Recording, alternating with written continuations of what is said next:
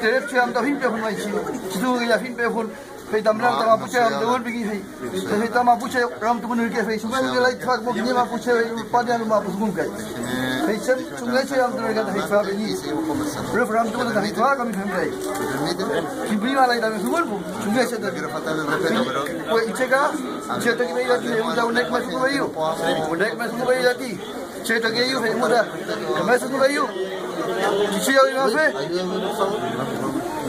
Iche no te cabe la fin fitfa. Regam tu be fun de. Winka tu be fitfa. Ma pucha tu no hitfa fe.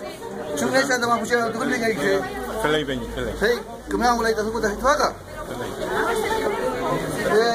Mai. Mali ya tu tablet ni hun. Chem tu sibli. Emi tu ma fenchal.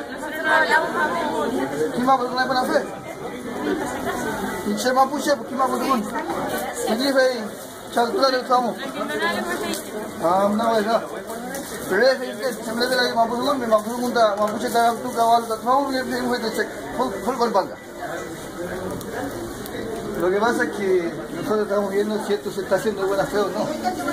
Nosotros hablamos mapuzungún. ¿Se fija? Y esto es una consulta indígena. ¿Quiénes son los indígenas?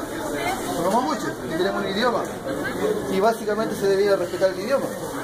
Y no se nos está respetando el idioma. Entonces yo no sé cómo yo puedo hacer si lo que usted me está diciendo o lo que se está haciendo es de buena fe o no. Si mínimo debería haber un respeto de nuestra lengua materna y no lo hay. Entonces eso como para poder hacer un reclamo o mostrar esto solamente. No es en contra de usted por si acaso, porque yo sé que usted no tiene la culpa de que ustedes estén acá. Y que no sepan hablar mapuche, esto tampoco es culpa de usted. Ya para que no lo vean como que es un ataque a ustedes. Perfecto. Muchas gracias, señorita, que tengan un buen día.